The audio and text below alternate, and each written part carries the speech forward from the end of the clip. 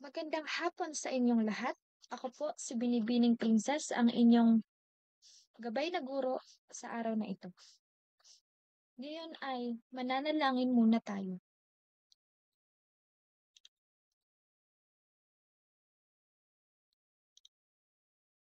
Let's bow our heads into the presence of the Lord.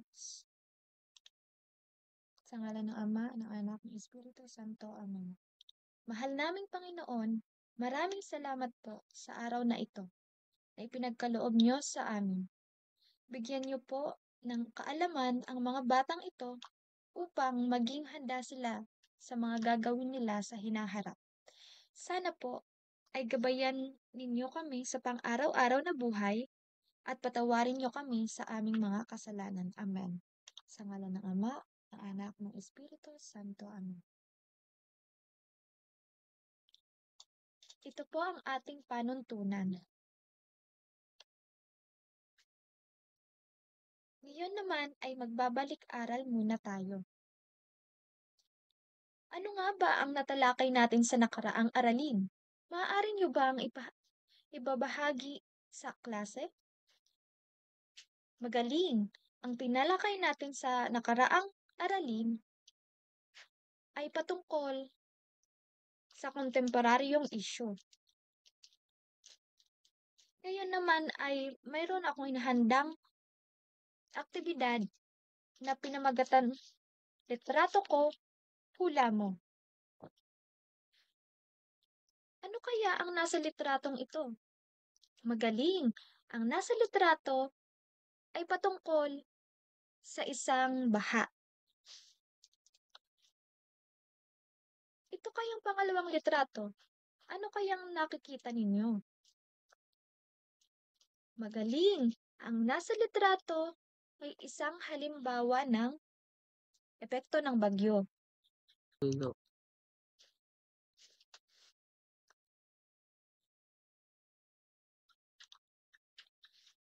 Ito kaya ang pangatlong litrato. Ano kaya ang nakikita ninyo? Sige nga po, Ginoo. Magaling!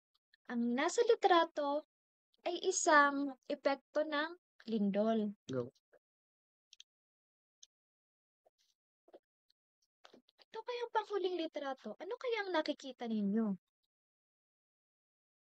Sige nga po, Ivy. Magaling! Tama ang iyong sagot. Ang nasa litrato ay isang halimbawa ng malaking sunog.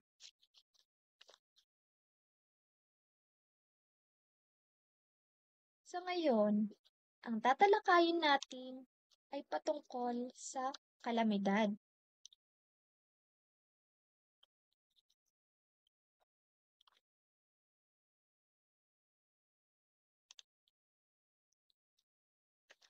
Ito ang ating layunin. Pakibasa nga po ng sabay-sabay.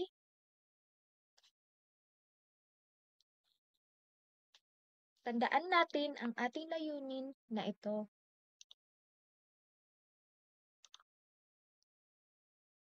Ngayon naman, bago ko ipanood sa inyo ang isang maikling video, sana malinaw sa inyong lahat ang ating layunin.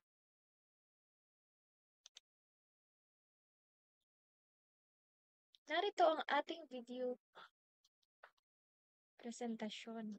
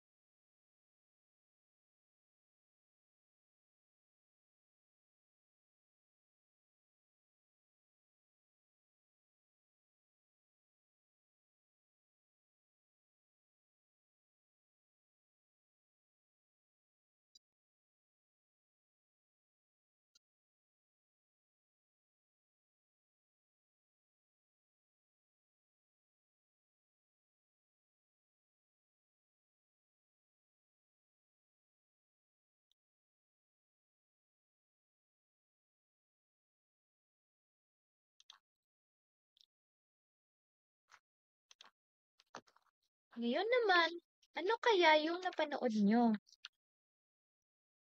Tama, yung napanood nyo ay patungkol sa kalamidad.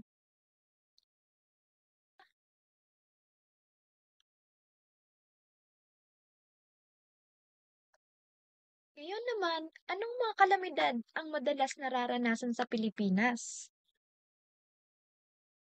Tama, ang nararanasan natin sa Pilipinas ay ang lindol, bagyo, at sunog.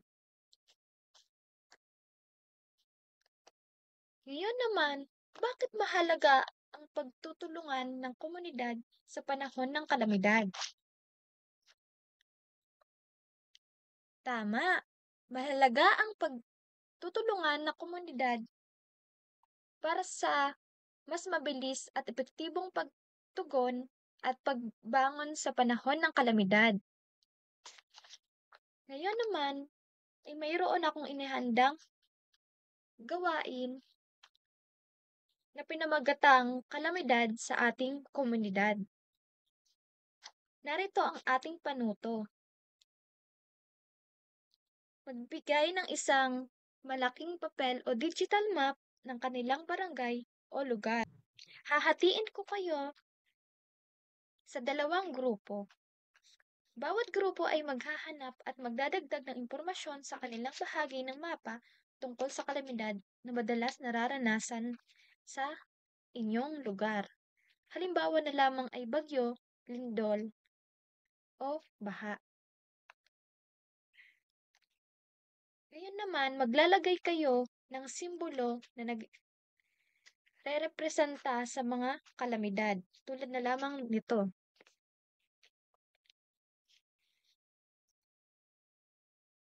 Ito pala yung digital map. Bawat grupo ay magpapaliwanag sa klase kung anong uri ng kalamidad ang kanilang inilalarawan at bakit ito madalas nangyayari sa inyong lugar. Ito pala ang inyong gabay ng pamantayan. Ang tamang pagpili ng simbolo ay 30%, pagkaayon sa tema ay 20%, kooperasyon ay 50%, kabuuang puntos ay 100%. Ngayon ay simulan nyo na ang inyong gawain. Magaling, natapos nyo na ang inyong gawain. Ngayon naman, dumako na tayo sa ating aralin. Ang kalamidad, ito ay ang biglaan at di inaasahang pangyayari na nagdudulot ng pagkaantala ng normal na takbo ng isang lipunan, pagkasira ng mga ari-arian, istruktura, kapaligiran, at lumalabis sa abilidad ng isang lipunan o komunidad na kayang lutasin gamit ang sariling pinagkukunang yaman. Alam naman natin ang kalamidad ay ang mga nakakatakot na dilubyo. Meron tayong dalawang uri ng kalamidad, ang natural disaster at man-made disaster. Ngayon naman, dumako tayo sa natural disaster. Ang natural disaster, ito ay ang kalamidad na dulot ng pagbabago sa normal na estado ng kalikasan. Ang natural disaster, ito ay yung normal lamang na kalamidad. Isang halimbawa na lamang ay ang bagyo.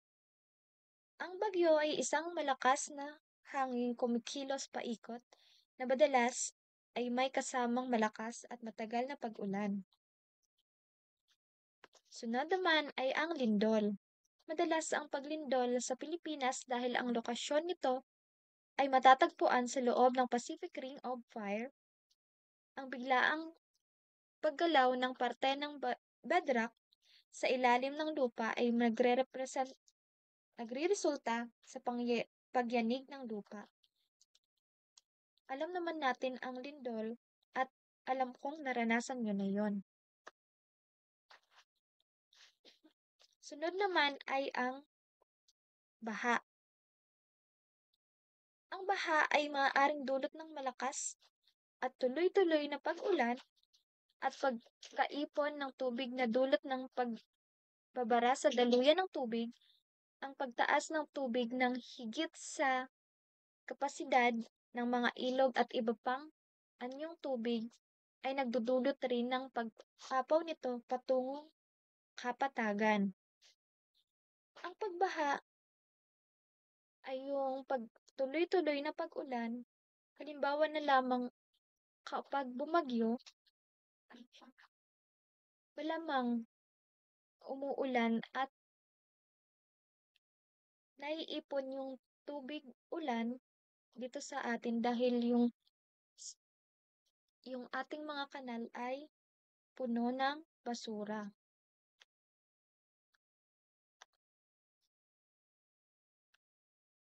Sunod naman ay landslide. Maaaring dulot ng pagbuwal ng bundok, pag-ulan na nagreresulta sa paghina ng lupa, at lindol ang landslide o pagguho ng lupa. Ang pagbagsak ng lupa, putik o malalaking bato ay nangyayari ng mabilisan at minsay walang babala. Yun ay ang landslide. Dumako naman tayo sa pagputok ng bulkan.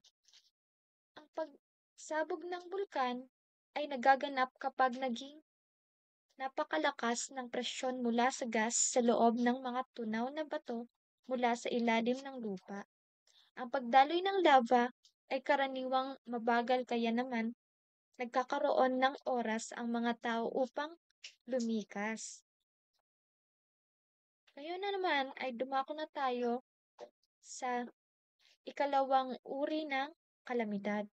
Yun ay ang man-made disaster. Ang man-made disaster naman, ito ay ang mga kalamidad ng mga tao o ang kanyang mga gawain ang nagdudulot. Ang man-made disaster, ito ay yung dahil sa mga tao, kaya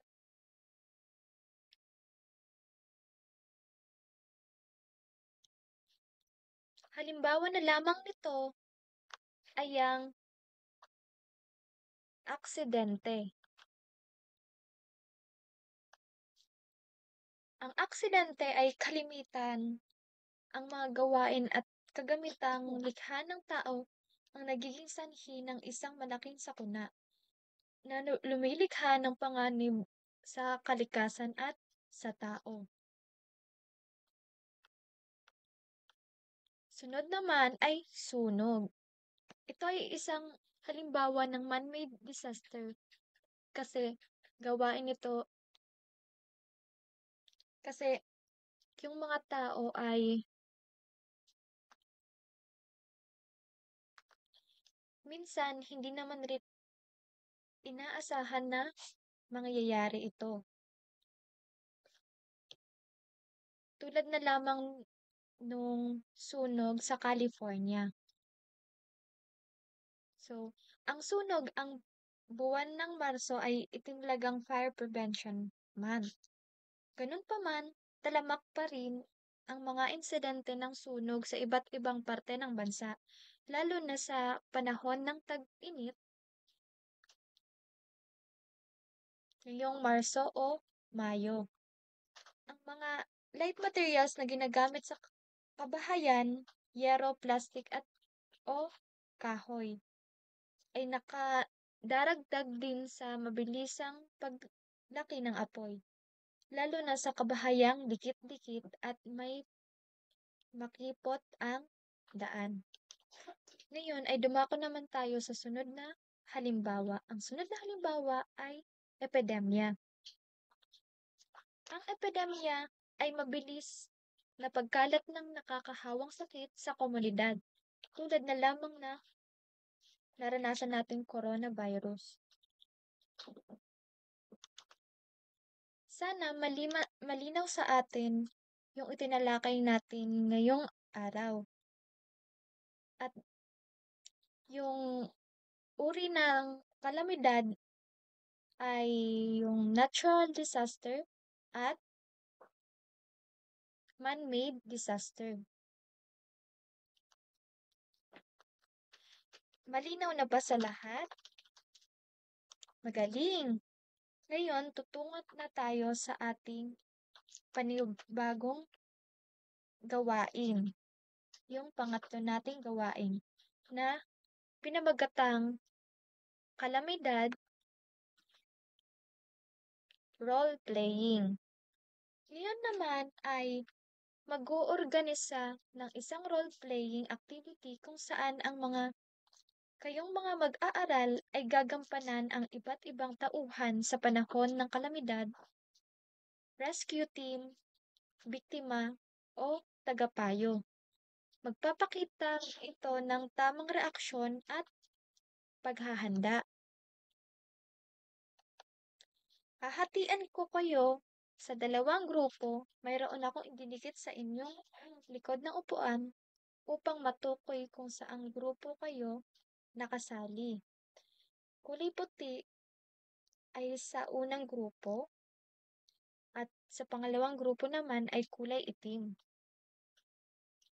Ngayon naman, ito ang ating gabay ng pamantayan. Pagkakaganap ng mga tauhan ay 30%, pagkaayon sa tema ay 20%, kooperasyon ng grupo ay 50%, at kabuuang puntos ay 100%. At gawin niyo na ito sa loob ng 3 minuto. Maaari na kayong magsimula ng iyong gawain. Tapos na ba ang lahat? Magaling! Ngayon naman ay ipresenta na ninyo ang inyong mga ginawa. Mahuhusay!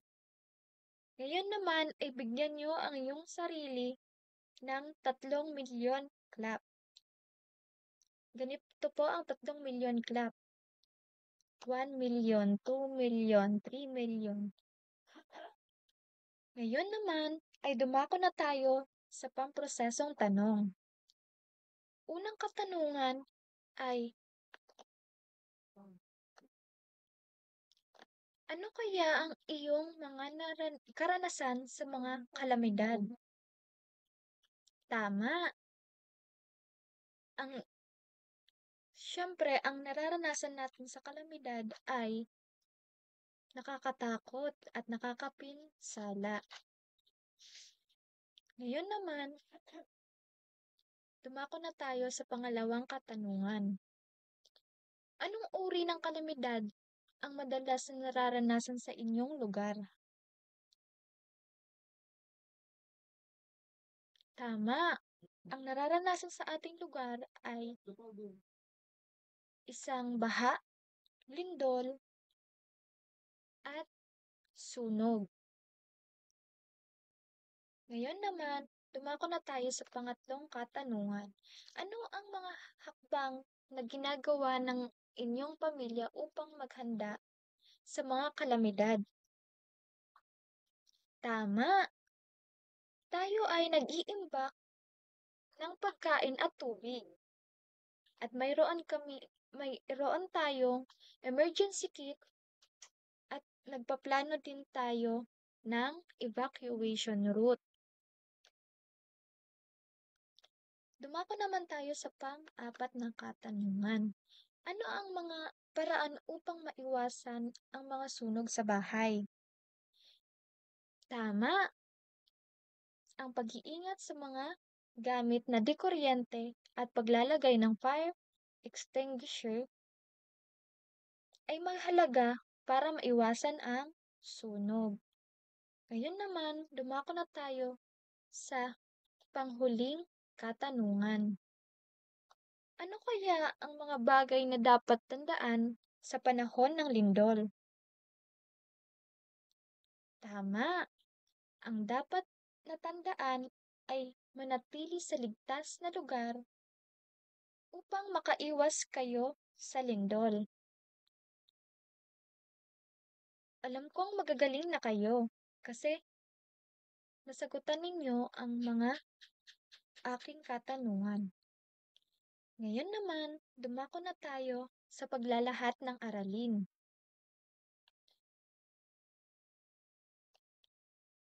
Ano kaya ang inyong mga natutunan sa paksang ating tinalakay?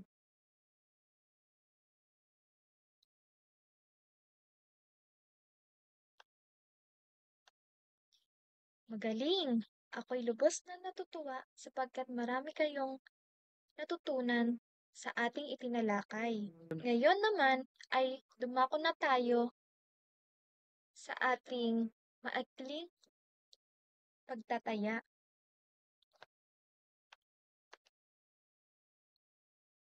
Kumuha kayo ng isang kapat na papel at sagutan nyo ito. Ito ang ating panuto. Isulat ang salitang babae kung ito ay tama at lalaki naman kung ito ay mali.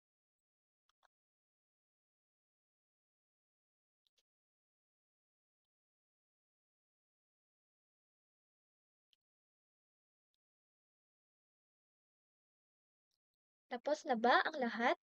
Tayo naman, sasagutan na ang ating mga katanungan. Una, anong bagyo ay isa sa uri ng kalamidad na dulot ng malakas na hangin nagdadala ng ulan?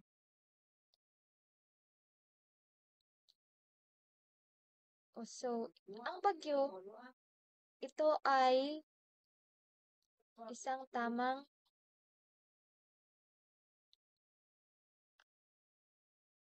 kahulugan. Kaya ang sagot dito ay babae. Ngayon naman, dumako na tayo sa pangalawang katanungan. Ang lindol ay isang kalamidad na dulot ng paggalaw ng ilalim ng lupa. Ang sagot naman dito ay babae kasi tama. Pangatlong katanungan naman ay ang pagputok ng bulkan ay isang uri ng kalamidad na nagdudulot ng pagbaha sa mga mababang lugar. Ang sagot naman dito ay lalaki kasi mali ang itong number 3.